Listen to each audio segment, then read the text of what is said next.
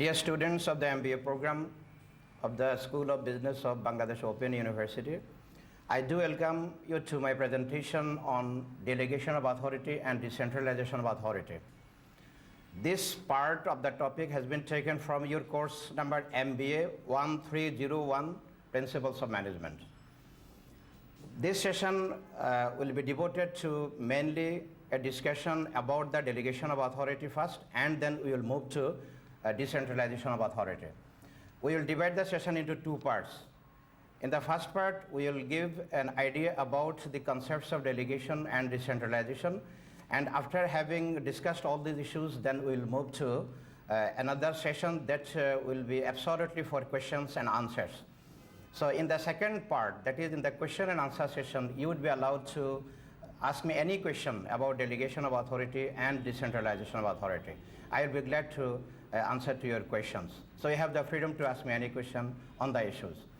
So in the first part, we will actually cover various issues related to delegation of authority, and basically these issues are these. You can have a look at the board.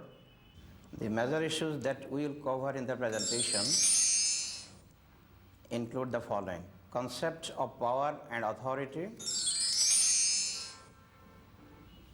meaning of the concept of delegation of authority, how managers can delegate authority,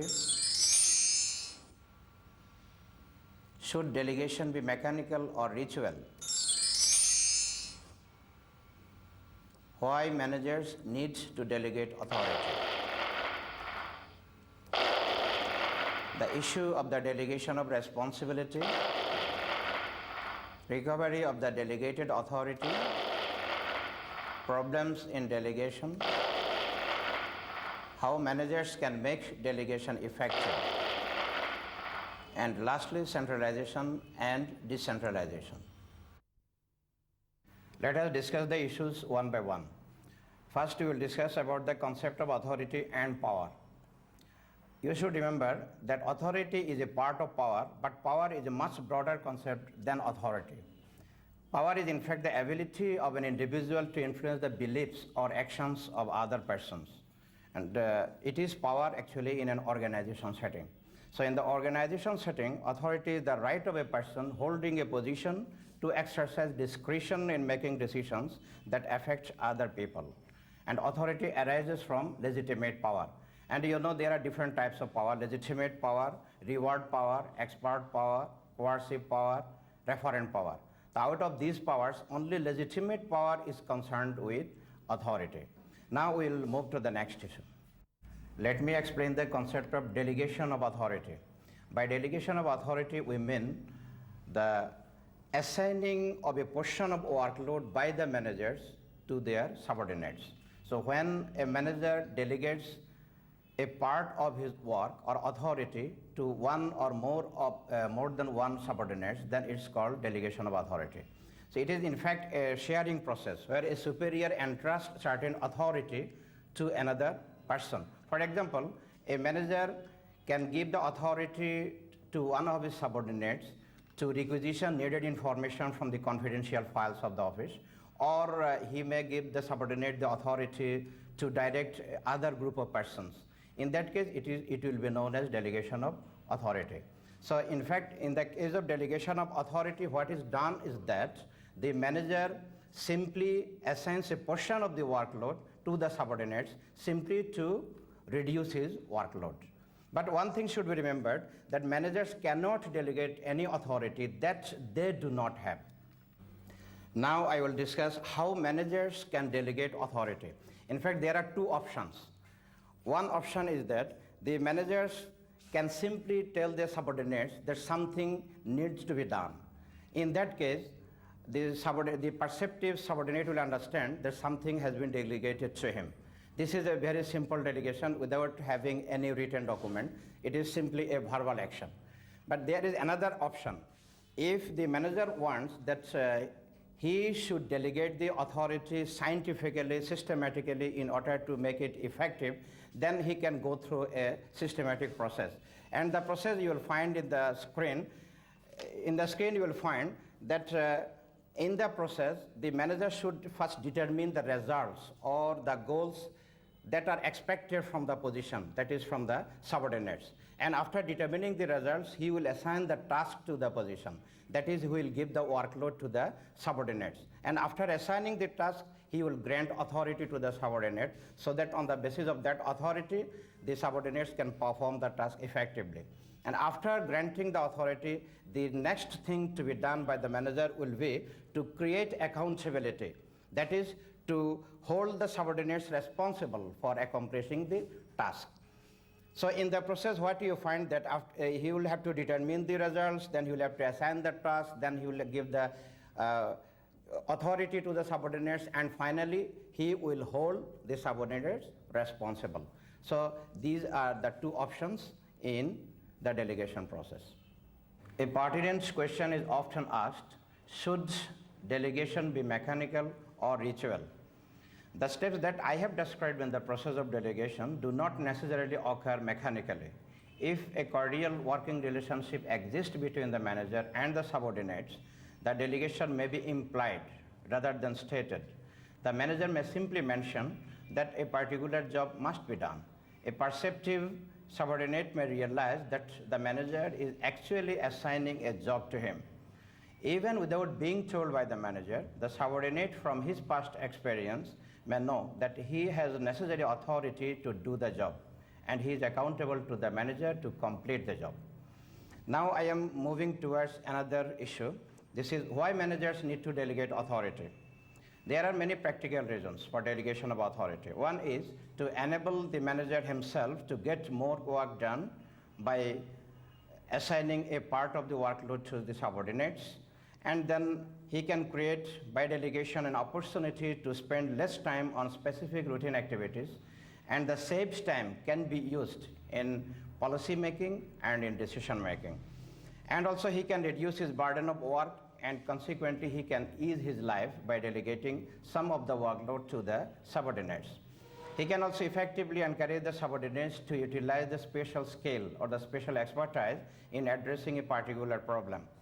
For example, the subordinate may have special training in developing an MIS, or he may be more familiar with a particular geographic area or with a product line. In that case, if some sort of authority is delegated to him, obviously the manager will encourage him to become more effective in his activities. And another reason why managers should delegate is he can help the subordinates themselves to develop by doing some portion of the manager's job. They can learn about overall operations and improve the managerial skill by participating in decision making and problem solving. Sometimes a question is often asked, the authority can be delegated, but not the responsibility. So you should have a good idea about this issue. A manager can delegate authority practically, but actually he cannot delegate the ultimate responsibility. Delegation does not in any way relieve the managers of their original responsibilities, since each manager still retains ultimate responsibility for all the work delegated to others. Similarly, delegation does not reduce the manager's overall authority, since delegated authority may be taken back at any time by the manager. So, managers' responsibility cannot be delegated. This is obvious. They must hold their subordinates responsible for completing their assignments. What he can do is, he can make the subordinates responsible for the assigned task, but he cannot delegate his responsibility. Our next issue is, what kind of problems may arise in the process of delegation? Interesting part of the operational and or part of the managerial work to others is not without its problems. There are many problems. For example, managers themselves may be reluctant to delegate. In that case, delegation may not occur. Then managers themselves may be unable to delegate because they are disorganized and are not able to plan work in advance. Or managers may fear that subordinates may do the job too well and pose a threat to their own advancement. Managers may not also trust the subordinates on the ground that subordinates are not experienced, or they can't handle people, or they have no ability to make decisions. Sometimes subordinates may not be really have the capability to perform the delegated job. In that case, managers may not be willing to delegate. Our next topic is how managers can make delegation more effective. In fact, there are many ways to make delegation more effective. You can see from the screen all these issues. Let me clarify the issues. Number one, authority should be delegated in a planned way. It should not be left to chance. And then there is another way that managers should realize that subordinates have much to contribute in decision making, and they have relevant expertise. So if delegation is properly done, they can really contribute in decision making and problem solving in their own areas of specialization. Then another way is that managers need to build confidence in the employees through training, through recognition, through counseling, and through giving them advice and various sort of coaching. Managers should not be overly critical. You should remember that if managers become overly critical about the mistakes that they do in the process of doing the work, then automatically in the future they will not like to have any kind of workload from the managers. Then there is another issue also by which you can, as a manager, make your delegation effective, that you should regularly supply the subordinates with adequate resource and logistic supports so that they can fulfill their responsibility with the resources that they need. And you should also recognize that a subordinate's good performance is not actually a threat to you as a manager. Rather, if a subordinate performs well, if he is very good at doing the things, then it will really lead towards the achievement of goal that you actually desire to have. And then delegation should be combined with appropriate reward system. If no reward system is available, if the organization does not use a proper and adequate reward system, automatically people will not like to have more work from the managers. Then as a manager, what you can do, you should establish proper control system so that you can ensure that the authority is properly used. So it will not be misused if you have a monitoring system and a controlling system. And you should do also another thing. As a manager, you should select the right person in the light of the job that you want to delegate. If you accept and if you do all these things, then normally you can expect that your delegation will be effective. Now, we have another topic to discuss. It is always a pertinent question from the student that I have experienced in my classes at different times, that whether managers can recover their delegated authority. Actually, managers delegate their authority to the subordinates only to reduce their workload. So it is obviously possible that he can take back whatever he has delegated. So once the authority is delegated, it does not mean that it has been done on a permanent basis. So anytime it can be regained, it can be recovered, and even it can be redelegated to the subordinates, to other subordinates, or to the same subordinates after some period of time. So it is possible to redelegate and to recover. Thus far, we have discussed about the different issues of delegation of authority.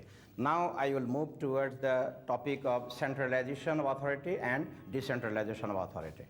By centralization of authority, we mean retaining power and authority in the hands of the top level managers. So whenever in any organization, the top level managers or senior managers do not give any authority or power to the subordinates or to other levels of the organization, it will mean that the power has been centralized in that organization. Decentralization is quite opposite. In the case of decentralization, the authority is distributed among different levels of the organization, from the top level to the mid level to the lower levels of the organization. So this is distribution of power among the levels. So there is a basic difference between decentralization of authority and delegation of authority. In the case of decentralization, what happens is that the authority is transferred from level to level, basically from the top level to the other levels of the organization. It is formal. It is done by the organization. It is not done by any individual for his own workload. Rather, it is official, it is legitimate, and once an organization is decentralized, it remains for a longer period of time unless there is any modification at the top level of the organization. But in the case of delegation of authority, the authority is delegated from one person to another person. So the transfer of authority is from level to, not from level to level, rather from person to person. So this is the basic difference between decentralization of authority and delegation of authority. Now I will discuss about the requirements for systematic decentralization in the organization. In order to effectively and systematically decentralize the authority in an organization, some requirements must be fulfilled.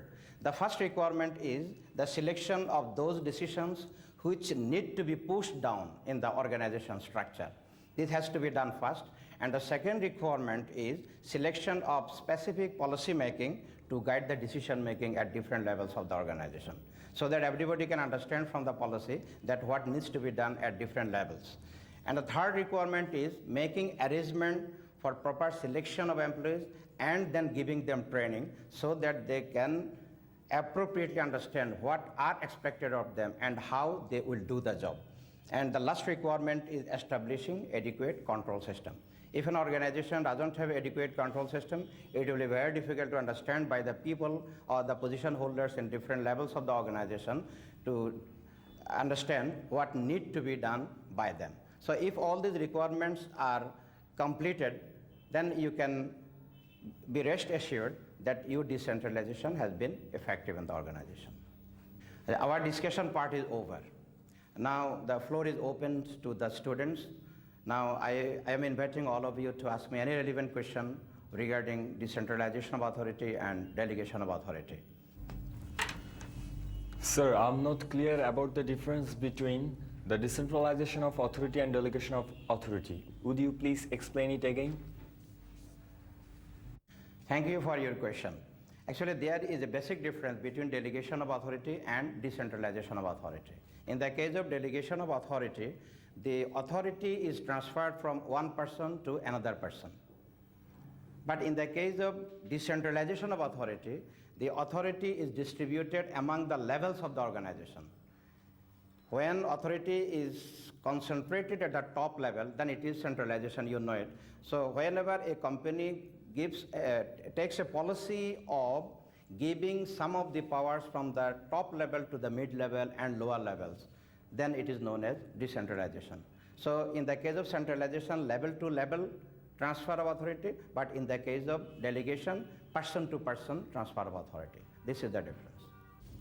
Sir, I could understand from textbook that decentralization is considered as an organizational philosophy and policy, but delegation is not considered as such. What is the reason behind it? Thank you very much for your interest in this topic. It's a very interesting question.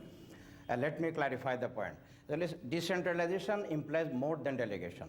It reflects a policy of organization and management. Decentralization requires a careful selection of which decisions to be pushed down into the structure and which decisions to be kept at the top level of the organization. It also requires specific policy making to guide the decision making in the organization. Furthermore, when it is decided by the organization to decentralize authority throughout the organization, it must ensure proper selection of the employees and their training. And I have also told you in some occasion today in my discussion that adequate control system should also be established in the organization along with the decentralization. And now come to the question of your policy. Decentralization also reflects a policy of the organization. So as a policy of decentralization, it affects all the areas of management, so it can be looked upon as an essential element of management system. So obviously you can say that decentralization is both a philosophy of management and a policy of the organization. Thank you. Sir, I have a question. Sir, my question is, if responsibility is delegated along with authority, then subordinate may not feel responsible to properly perform their work. So delegation of authority will be meaningless. Would you please give your comment, sir? Thank you.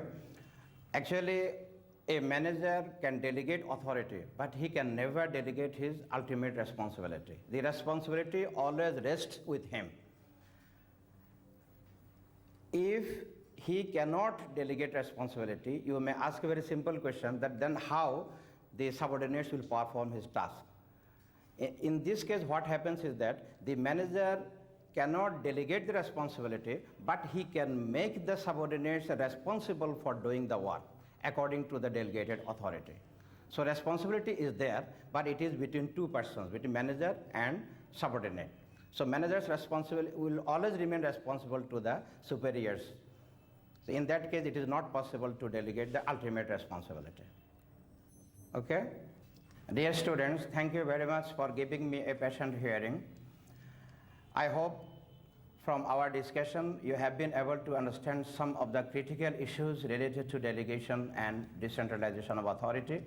However, there are much more things to learn.